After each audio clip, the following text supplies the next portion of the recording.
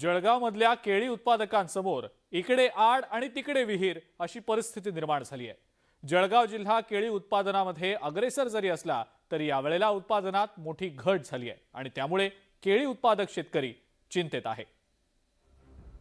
जळगाव जिल्ह्यातील मुक्ताईनगर, रावेर, यावल, चोपडा हे तालुके केळी उत्पादनात अग्रेसर आहेत। या तालुक्यांमध्ये मोठ्या प्रमाणात केळीचं उत्पन्न घेतलं जातं, पण यावर्षी केळीवर सीएमव्ही आणि करपा रोग पडलाय।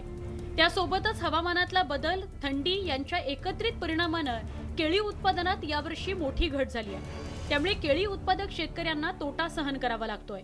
रोगराई आल्यामुळे खूप उत्पन्न घटलेले आहे। त्या केळीवरती करपा आलेला आहे आणि त्या उत्पन्नामुळे खूप नुकसान झालेले आहे केळीचे। व्यापारी आमच्याकडून कमी भावात घेऊन जात आहे आणि मार्केटमध्ये भरपूर भावात विकत आहे, तरी शेतकऱ्यांना भाव मिळावा ही माझी नम्र विनंती। बाजारात केळीची आवक कमी झाल्याने केळीची डझनाची किंमतही 40 ते 60 रुपये झाली आहे। पण एवढे पैसे मोजूनही सुमार दर्जाचीच केळी मिळत असल्याचं ग्राहक सांगतायत। केले मिले 40 रुपए डजन केले मिले। बस बसावल में तो पहले बार ऐसा दिख रहा है कि केले के भाव इतना उरूज पे है। अब बसावल पूरा घूमने के बाद एक ही ठेला मिला। बसावल में केले का इतना शॉर्टेज चल रहा है, वो भी केले भी देखो, और केले भी जिस लायक केले चाहिए तो उस लायक केले भी नहीं है, आधे कच्चे आधे पक्के। तर केळी विक्रेत्यानंही मार्केटमध्ये केळीचं उत्पन्न कमी झाल्याचं सांगितलं।